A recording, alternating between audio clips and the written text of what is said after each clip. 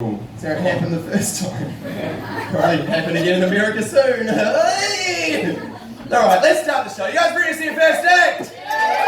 Give it a little more. Are you ready for your first act? Please give it up, everybody, for my good friend, Chewie!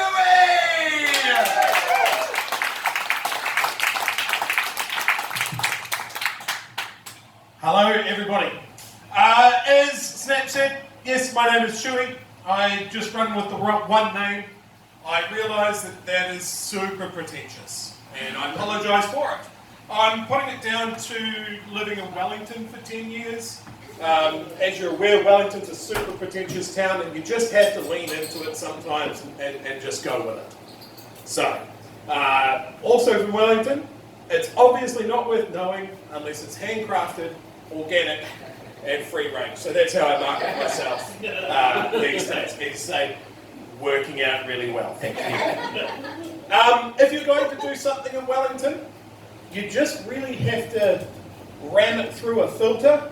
It can't just be normal. You can't just be good at something. You have to put it through an old-timey or kind of crappy filter. So if you're thinking of taking up a career in performing arts on the street, becoming a busker, I'm going to make that easier for you. It's just 4 rules to being a busker in Wellington. First of all, instrument selection is vital. Don't pick an instrument that is appropriate for what you want to do. No one will pay any attention, so don't do that. Second of all, don't waste any time becoming proficient at that instrument in any way. We've all seen buskers that are good. That's boring. Thirdly, don't pick a song that is suitable to that instrument or that you know particularly well. Again, you can refer back to the previous point. And the final rule that will bring you busking success in Wellington is never perform at a time that people expect to hear or see a busker. I came up with these rules after meeting Wellington's worst busker. It was 3:30 on a Thursday morning. And if you'll indulge me, this is what I heard through my bedroom window.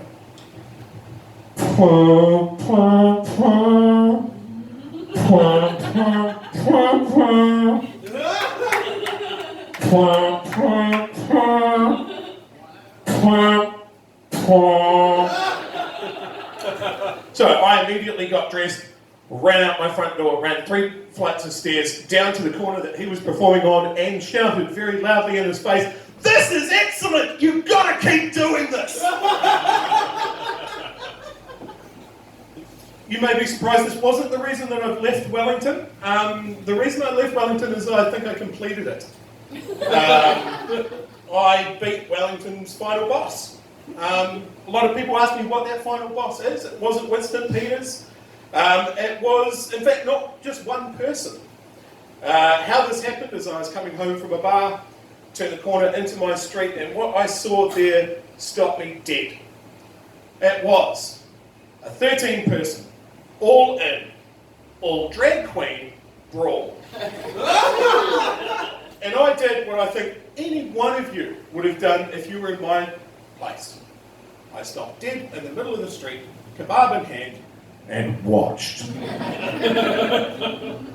after a while, the blows sort of slowed down, and this uncomfortable sort of feeling crept in. And what that was that they had all stopped pummeling each other and were just looking at me.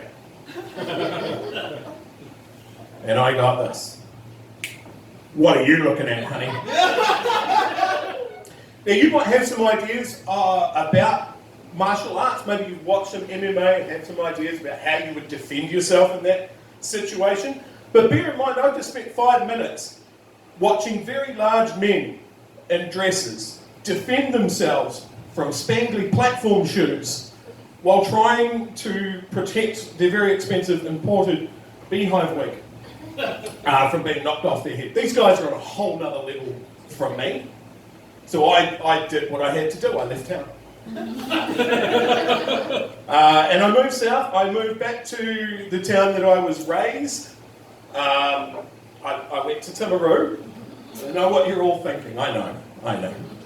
But sometimes returning to where you're from, to the things that are comfortable and known to you, can be really good in those sort of circumstances. And Timaru is very much that, the neighbours are the same that I remember. The racism is exactly the same, it is unchanged. The Caroline Bay Carnival is in its 250th year of using the same equipment. That's not comforting. It's the opposite. It's the opposite of comforting. But anyway, I went back to Timaru. And I walked around the old neighbourhoods, and if you want to get a vibe for a city, just walking around normal streets is how you do it. You hear those domestic sounds, mum preparing dinner in the evening, the kids playing in the front yard after school and that sort of thing. And Kevin, I have told you before, keep your dick out of the fucking butter. Sorry, what? I have questions. First of all, how many times has he been told? Also, who is Kevin? Is Kevin a young lad on the verge of sexual discovery, just trying to suss out what really makes him tick? Or is Kevin perhaps the sainted grandfather, returned to the family home for compassionate care, who just occasionally wanders into the kitchen, bathrobe open, to sexually molest the spreadables? Was it hard or semi-soft? Those are the questions that I had. I left Timaru with those questions unanswered, and I continued south. I moved to Dunedin. It was a place that I'd studied, and now it was a place that I decided to buy a house and settle down with a white picket fence and a hatred of neighbourhood cats. One day we were sitting in our front room, just enjoying never having to deal with the landlord again, because those guys can just fuck off and die in a chemical fire. And we heard a noise on the outside of the house. That's weird. Probably won't happen again though. Oh shit, what's going on? Alright, something's up.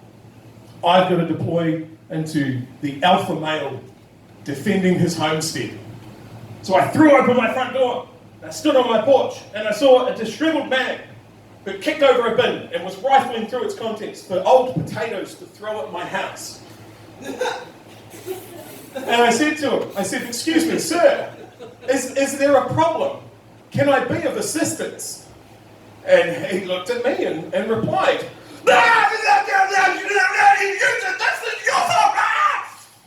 and I went, fucking hell. And I went back inside my house and I closed the door and called the cops. And I think this is something that's probably quite particular to be in the southern half of the South Island. Certainly not the way that I would have expected a response from the New Zealand police had I been further north. The police sent one car with one lady cop. And as we're peering out the blinds to see how this is going to resolve itself, she gets out of the car, hands on hips, and goes, "Oh, for fuck's sake, Shane, we've spoken about this. Get in the fucking car." And at that point, I think I knew I was home. My name's been Chewie. You guys have been great. Thank you very much.